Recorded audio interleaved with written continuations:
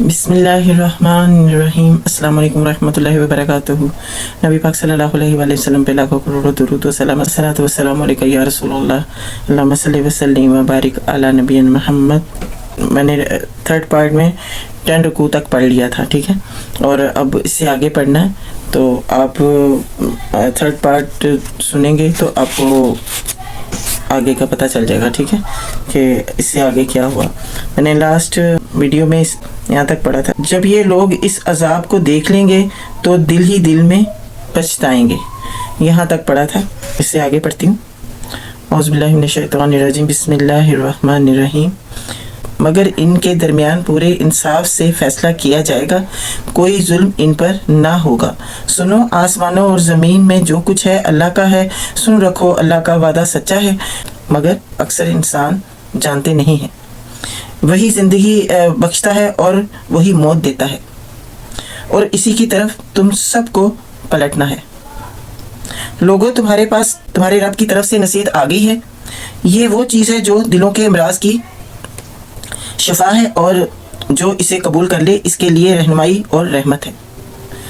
اے نبی صلی اللہ علیہ وآلہ وسلم، کہو کہ یہ اللہ کا فضل اور اس کی مہربانی ہے کہ یہ چیز اس نے بھیجی، اس پر تو لوگوں کو خوشی منانی چاہیے، یہ ان سب چیزوں سے بہتر ہے جنہیں لوگ سمیٹ رہے ہیں۔ اے نبی صلی اللہ علیہ وآلہ وسلم، ان سے کہو، تم لوگوں نے کبھی یہ بھی سوچا ہے کہ جو رزق اللہ نے تمہارے لیے اتارا تھا، اس میں سے تم نے خود ہی کسی کو حرام اور کسی کو حلال ٹھہرا لیا؟ ان سے پوچھو، اللہ نے تم کو اس کی اجازت دی تھی، یا تم اللہ پر جھوٹ باندھ رہے ہو؟ جو اللہ پر یہ جھوٹ باندھ رہے ہیں، ان کا کیا یہ گمان ہے کہ قیامت کے روز ان سے کیا معاملہ ہوگا؟ اللہ تو لوگوں پر مہربانی کی نظر رکھتا ہے، مگر اکثر انسان ایسے ہیں جو شکر نہیں کرتے۔ اے نبی صلی اللہ علیہ وآلہ وسلم، تم جس حال میں بھی ہوتے ہو اور قرآن میں سے جو کچھ بھی سناتے ہو، اور لوگوں تم بھی جو کچھ کرتے ہو، اس سب کے دوران میں ہم تم کو دیکھتے رہتے ہیں۔ اللہ تعالیٰ کہہ رہے ہیں کہ جو کچھ تم لوگ کرتے ہو، چاہے نبی پاک صلی اللہ علیہ وسلم قرآن کے بارے میں یعنی کہ قرآن سنا رہے ہیں، یا ہم 24 گھنٹے میں ہم جو کچھ کرتے ہیں، اللہ تعالیٰ کہتا ہے کہ میں دیکھ رہا ہوں تمہیں۔ کوئی ذرا برابر چیز آسمان اور زمین میں ایسی نہیں ہے، نہ چھوٹی نہ بڑی، جو تیرے رب کی نظر سے پوشیدہ ہو اور ایک صاف دفتر میں درج نہ ہو، یعنی کہ درج بھی ہے لوح قرآن میں، اور اللہ تعالیٰ نظر بھی رکھ رہا ہے۔ سنو، جو اللہ کے دوست ہیں، جو ایمان لائے اور جنہوں نے تقوی کا رویہ اختیار کیا، ان کے لیے کسی خوف اور رنج کا موقع نہیں ہے۔ دنیا اور آخرت دونوں زندگیوں میں ان کے لیے بشارت ہی بشارت ہے، اللہ کی باتیں بدل نہیں سکتی۔ یہی بڑی کامیابی ہے۔ اے نبی صلی اللہ علیہ وآلہ وسلم، جو باتیں یہ لوگ تجھ پر بناتے ہیں وہ تجھے رنجیدہ نہ کریں۔ عزت ساری کی ساری اللہ کے اختیار میں ہے، اور وہ سب کچھ سنتا اور جانتا ہے۔ بے شک آگاہ رہو، آسمان کے بسنے والے ہو یا زمین کے سب اللہ کے مملوک ہیں۔ جو لوگ اللہ کے سوا کچھ اپنے خود ساختہ شریکوں کو پکار رہے ہیں، وہ نیرے وہم و گمان کے پیرو ہیں، اور محاذ قیاس آرائیاں کرتے ہیں۔ وہ اللہ ہی ہے جس نے تمہارے لیے رات بنائی کہ اس میں سکون حاصل کرو، اور دن کو روشن بنایا۔ اس میں نشانیاں ہیں ان لوگوں کے لیے جو کھلے کانوں سے پیغمبر کی دعوت کو سنتے ہیں۔ اس میں کلیئر بتا دیا کہ رات اللہ تعالیٰ نے سکون کے لیے بنائی ہے، اور دن جو ہے روشن کے، جس میں کام وام جو جتنے بھی کرنے ہیں اس کے لیے نکلیں۔ لیکن ہم نے دیکھیں کہ اللہ کا نظام بالکل الٹا کر دیا ہے کہ راتوں کو گھومتے پھرتے ہیں، راتوں کو ہم سب کام کرتے ہیں، باہر نکلتے ہیں، اور دن کو سوئے رہتے ہیں۔ بہت جگہوں پہ ایسے ہو رہا ہے، سعودی عرب میں، ہمارے ادھر بھی بہت زیادہ یہی چیز چل رہی ہے کہ راتوں کو ہی جو بھی مارکیٹ جانا ہے، جو بھی کرنا ہے راتوں کو، کیونکہ کام سے آتے ہیں جب آدمی لوگ تو تبھی مارکیٹ جانا ہے یا جو بھی ہے، لیکن پھر بھی گھر میں آ کے بھی روٹین سیٹ نہیں ہے کہ رات کو ہم نے جلدی جلدی سارے کام نپٹانے ہیں اور اللہ کا حکم ماننا ہے، ہم نے رات کو آرام کرنا ہے اور دن کو جلدی اٹھ کے اپنے کاموں پہ نکلنا ہے۔ تو اللہ تعالیٰ ہم سب کو توفیق دے کہ جو اللہ تعالیٰ نے قرآن پاک میں حکم دیا ہے ہم اس پہ عمل کریں، جو پیغام اللہ تعالیٰ کا نبی پاک صلی اللہ علیہ وآلہ وسلم نے قرآن کے ذریعے پہنچا دیا ہے ہم اس پہ چلیں۔ اللہ تعالیٰ ہم سب کو اس بات کی توفیق عطا فرمائے انشاءاللہ۔ اس لیے تو ہم لوگ پھر بہت پیچھے ہیں نا کہ نافرمانیاں کر رہے ہیں بہت زیادہ اللہ تعالیٰ کی، اور پھر ہم بہت پیچھے ہیں، ہمارے بہت سارے کام رکے رہ جاتے ہیں، ایسے ہی ہے نا۔ اللہ رحم کرے ہم پہ انشاءاللہ۔ لوگوں نے کہہ دیا کہ اللہ نے کسی کو بیٹا بنا لیا ہے، سبحان اللہ، وہ تو بے نیاز ہے، آسمانوں اور زمین میں جو کچھ ہے سب اس کی ملک ہے، تمہارے پاس اس قول کے لیے آخر دلیل کیا ہے؟ کیا تم اللہ کے متعلق وہ باتیں کہتے ہو جو تمہارے علم میں نہیں ہیں؟ اے محمد صلی اللہ علیہ وآلہ وسلم کہہ دو کہ جو لوگ اللہ پر جھوٹے الزام باندھتے ہیں وہ ہرگز فلاح نہیں پا سکتے، یعنی کہ جو جھوٹے الزام لگاتے ہیں اللہ تعالیٰ پہ تو وہ کبھی فلاح نہیں پائیں گے۔ یہ بہت جھوٹی بات ہے نا کہ جو یہ کہہ دیا کہ عیسیٰ علیہ السلام اللہ کے بیٹے ہیں، نعوذ باللہ، اللہ اکبر، استغفر اللہ۔ اللہ تعالیٰ اس چیز سے ہم سب کو محفوظ رکھے کہ ہم شرک کی باتیں کریں یا شرک میں پڑیں۔ وہ ہرگز فلاح نہیں پا سکتے، دنیا کی چند روز زندگی میں مزے کر لیں، پھر ہماری طرف ان کو پلٹنا ہے، پھر ہم اس کفر کے بدلے جس کا ارتکاب وہ کر رہے ہیں ان کو سخت عذاب کا مزہ چکھائیں گے۔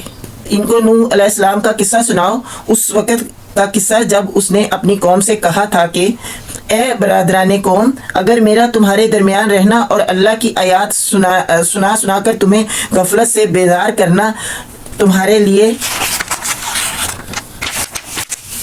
ناقابل برداشت ہو گیا ہے تو میرا بھروسہ اللہ پر ہے، تم اپنے ٹھہرائے ہوئے شریکوں کو ساتھ لے کر ایک متفقہ فیصلہ کر لو، اور جو منصوبہ تمہارے پیش نظر ہو اس کو خوب سوچ سمجھ لو تاکہ اس کا کوئی پہلو تمہاری نگاہ سے پوشیدہ نہ رہے، پھر میرے خلاف اس کو عمل میں لے آؤ اور مجھے ہرگز مہلت نہ دو۔ تم نے میری نصیحت سے منہ موڑا تو میرا کیا نقصان کیا، میں تم سے کسی اجر کا طلبگار نہ تھا، میرا اجر تو اللہ کے ذمہ ہے، اور مجھے حکم دیا گیا ہے کہ خواہ کوئی مانے یا نہ مانے میں خود مسلم بن کر رہوں۔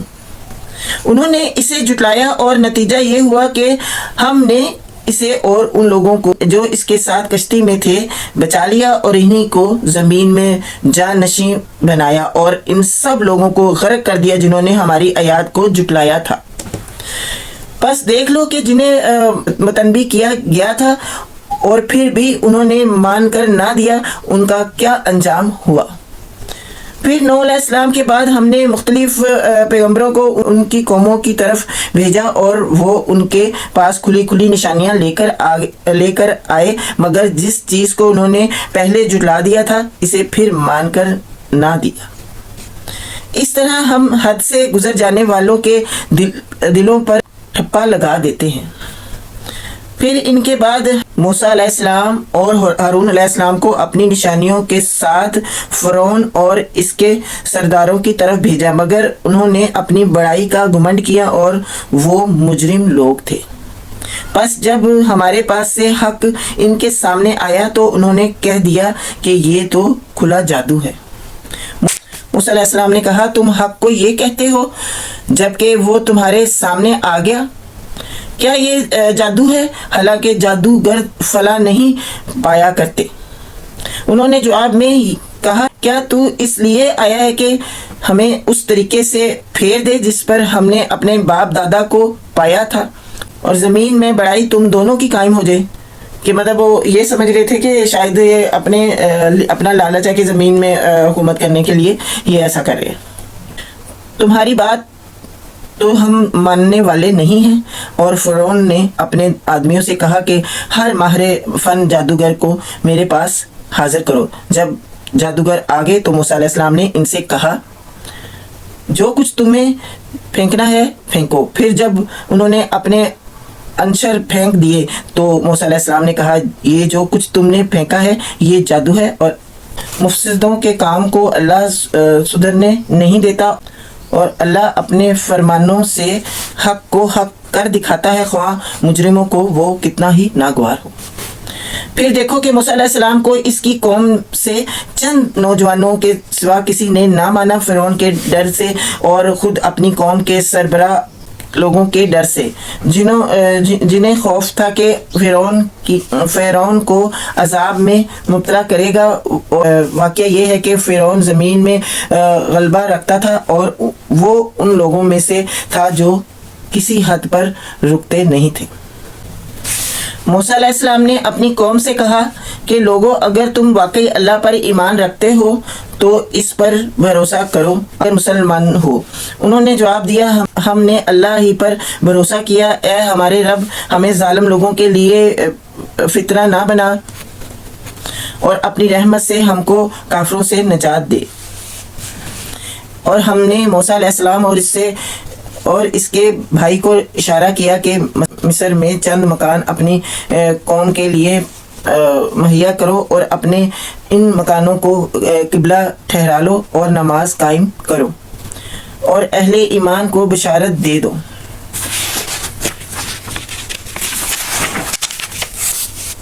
موسیٰ علیہ السلام نے دعا کی، اے ہمارے رب، تو نے فرعون اور اس کے سرداروں کو دنیا کی زندگی میں زینت اور اموال سے نواز رکھا ہے۔ اے رب، کیا یہ اس لیے ہے کہ وہ لوگ تیری راہ سے بھٹکائیں؟ اے رب، ان کے مال غارت کر دے اور ان کے دلوں پر ایسی مہر کر دے کہ ایمان نہ لائیں جب تک دردناک عذاب نہ دیکھ لیں۔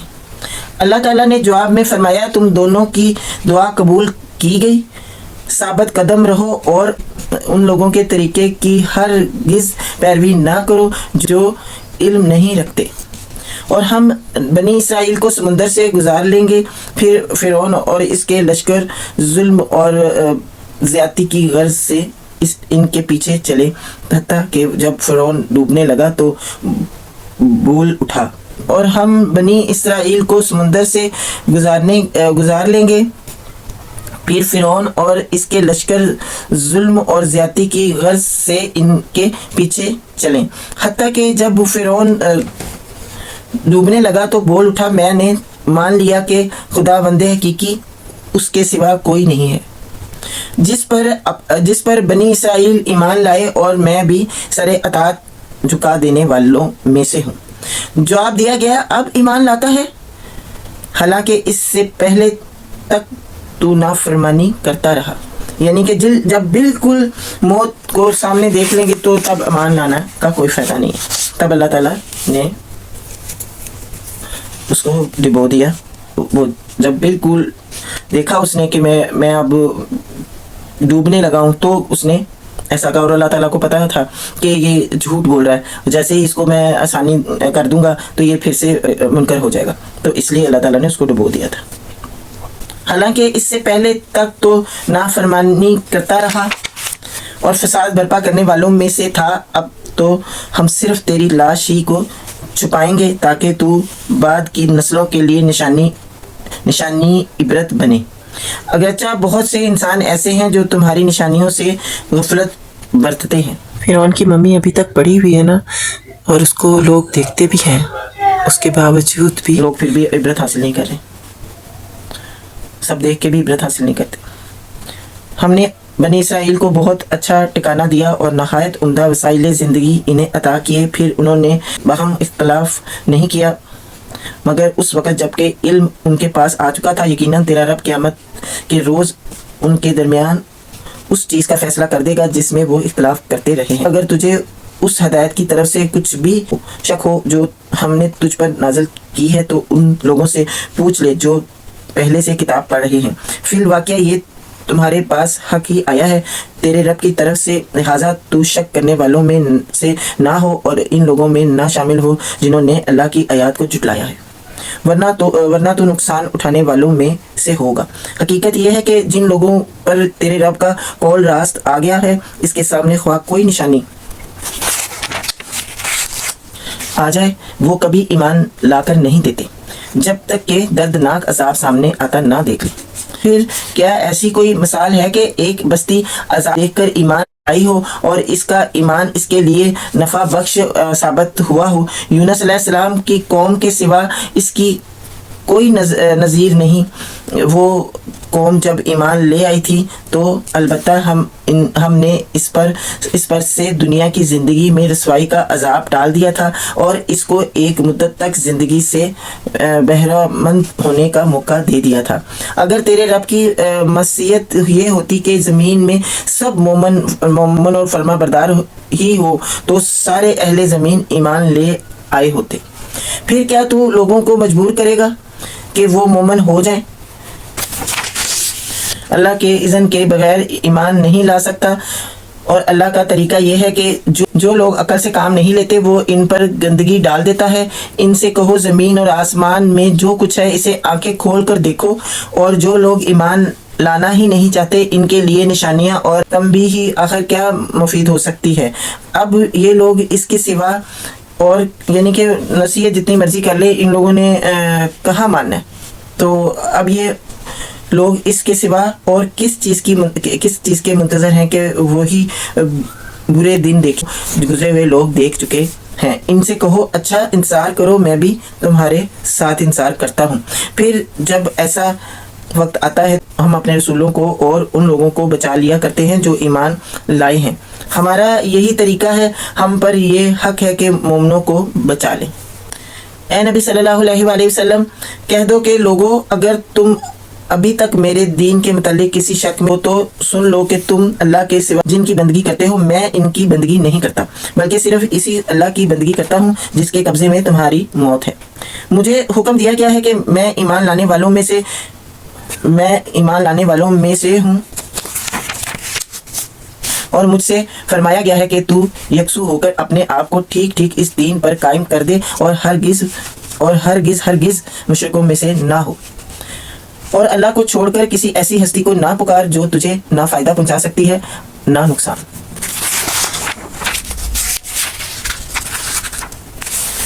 اگر تو ایسا کرے گا تو ظالموں میں سے ہوگا۔ اگر اللہ تجھے کسی مصیبت میں ڈالے تو خود اس کے سوا کوئی نہیں جو اس مصیبت کو ٹال دے، اور اگر وہ تیرے حق میں کسی بھلائی کا ارادہ کرے تو اس کے فضل کو پھیرنے والا بھی کوئی نہیں ہے، جو وہ اپنے بندوں میں سے جس کو چاہتا ہے اپنے فضل سے نوازتا ہے، اور وہ درگزر کرنے والا اور رحم فرمانے والا ہے۔ اے محمد صلی اللہ علیہ وآلہ وسلم، کہہ دو کہ لوگوں تمہارے پاس تمہارے رب کی طرف سے حق آ چکا ہے، اب جو سیدھی راہ اختیار کرے اس کی راست روی اس کے لیے مفید ہے، اور جو گمراہ رہے اس کی گمراہی اس کے لیے تباہ کن ہے۔ اور میں تمہارے اوپر کوئی حوالہ دار نہیں ہوں، اور اے نبی صلی اللہ علیہ وآلہ وسلم تم اس ہدایت کی پیروی کیے جو تمہاری طرف وزریہ وہی بھیجی جا رہی ہے، اور صبر کرو یہاں تک کہ اللہ فیصلہ کر دے، اور وہی بہترین فیصلہ کرنے والا ہے۔ یہاں پہ آگے سورت یونس کمپلیٹ ہو گئی۔ یہاں پہ آپ لوگوں نے دیکھا کہ کوئی وہ اس میں نہیں بتایا گیا کہ وہ مچھلی کے پیٹ میں گئے اور پھر کس طرح نکلے، اس میں پورا واقعہ سورت یونس کا نہیں ہے، اس میں صرف ان کا ذکر ہے تو وہ نام اس طرح سے رکھ لیا گیا۔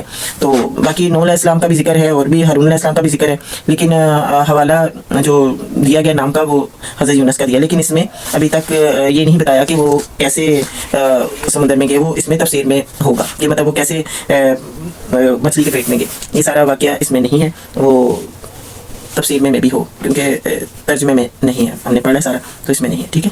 اور آپ پلیز ویڈیو کو لازمی دیکھا کریں، جب آپ شروع کریں قرآن کا ترجمہ سننا تو پھر پورا ہی سنیں، بیچ میں چھوڑے نہیں، کنٹینیو آپ شروع سے سنیں گے تو آپ کو ساری بات کی سمجھ آئے گی، پوری صورتوں کی سمجھ آئے گی کہ اللہ تعالیٰ نے ہر صورت میں کیا کیا کہا ہے، اور پھر ہمیں اس پہ عمل بھی کرنا ہے بے شک انشاءاللہ۔ اپنا بہت خیال رکھیں، جزاک اللہ خیر، اللہ حافظ۔